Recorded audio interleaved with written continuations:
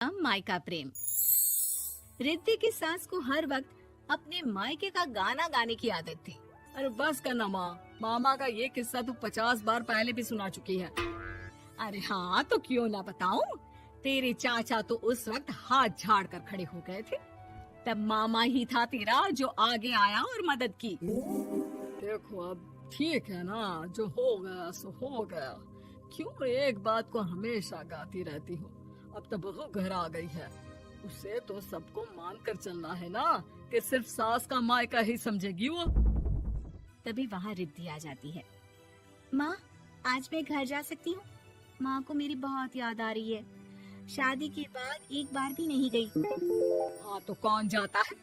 अरे मेरी शादी के बाद जब मैं विदाई होकर आई, इतना बड़ा ससुराल मेरा, खाने वाले 10 लोग और बनाने वाली मैं सिर्फ एक। ऐसा लग रहा था जैसे सिर्फ खाना बनाने के लिए ही ब्याह किया है। वो तो मेरा भाई था, गांव से एक काम करने वाली चाची को भेज दिया जो मेरा हाथ पटाती थी, और उसको पैसा, खाना, कपड़ा, रहने के लिए कमरा, वो सब किससे दिया था? तुम्हारे भाई ने। ये मामला रोज का था। ससुर भी जब गुस्सा होते तो वो सारी बात कह देते जो उनके मन में इतने समय से चल रही थी। मेरा भाई, भाभी, भतीजा, भतीजी सब छुड़वा दिया। मैंने जीवन भर सिर्फ तुम्हारे परिवार वालों से निभाया, लेकिन अब भी चैन नहीं है तुमको। बहू के सामने सास को लगा कि उसकी बेइज्जती हो रही है। अब सुन बहू, अपने कमरे में जा, कहीं नहीं जाना मायके वायके। घर का काम कौन करेगा? पड़ोसन। बहू समझ जाती है मामला गर्म चल रहा है। कमरे में जाने में ही भलाई है। कमरे में क्या है? तुम्हारी माँ हर वक्त चिक चिक चिक चिक करती रहती है। कल ताई मिली थी तुम्हारी मुझे, लेकिन मजाल है सासू माँ की उन्होंने एक बुराई की हो, लेकिन सासू माँ हाँ, जब देखो तब ससुराल के लोगों की बुराई करती रहती है। बेचारे पापा जी कितना मिस करते हैं अपने घर वालों को। मेरा तो बड़ा मन करता है कि ताऊ जी, चाचा जी और सब मिलकर रहे, ना साथ रहे लेकिन आना जाना तो ठीक से रखे। हिंदुस्तान और पाकिस्तान एक हो सकता है, लेकिन चाचा और ताऊ के परिवार के साथ हम लोगों का मिलन ना जी ना, कभी नहीं हो सकता। ये बात है। देखिए मेरे साथ ना ज्यादा चैलेंज मत करिएगा। ऐसा कोई काम नहीं है जो मैं नहीं कर सकती। ससुर जी जो कि बहू की बात सुन रहे थे सामने आ जाते हैं। अरे बेटा, तू ये कर सकती है तो प्लीज मेरा परिवार किसी तरह मुझसे मिलवा दे। सारी जवानी तो मैंने किसी तरह काट ली, लेकिन जीवन के इस पड़ाव पर बहुत याद आती है मेरे परिवार की। हाँ हाँ पिताजी, आप चिंता मत करिए, बस मेरा साथ देते रहिए आप दोनों। फिर देखिए कैसे माँ जी भी ठीक हो जाएंगी और पूरा परिवार भी एक हो जाएगा। थोड़ी देर बाद बहू सामान लेकर घर से निकल रही होती है कि मना किया था ना तुझे मायके जाने के लिए, फिर क्यों जा रही है? बहू कुछ कहती इससे पहले ही बेटा बोलने लगता है। क्या है माँ, वो घर जा रही है। वैसे भी उसके माता पिता ने मुझे 10 लाख दिए तब जाकर मेरा काम शुरू हो पाया, वरना तूने मेरे लिए किया क्या है? अरे वाह बेटा, बचपन से पढ़ाया लिखाया, तेरे दुख दर्द में जगी, और आज वो लोग तुझे सही लग रहे हैं। और फिर ससुराल में लड़की खुश रहे, ये तो मायके वालों के जीवन भर की जिम्मेदारी रहती है। तो ये तुमको भी तो सोचना था ना।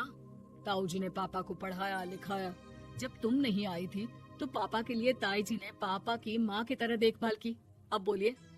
अरे तू कुछ नहीं जानता बेटा, तेरे पापा को सब पता है, तभी वो उन लोगों से वास्ता नहीं रखते।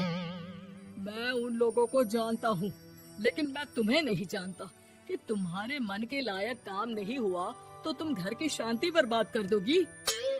सास जोर जोर से चिल्लाने लगती है। तभी वहाँ सास का भाई आ जाता है। अरे क्यों आप लोग मेरी बहन को परेशान करते रहते हैं? पहले ये जीजा कम थे, जब बहू भी आ गई।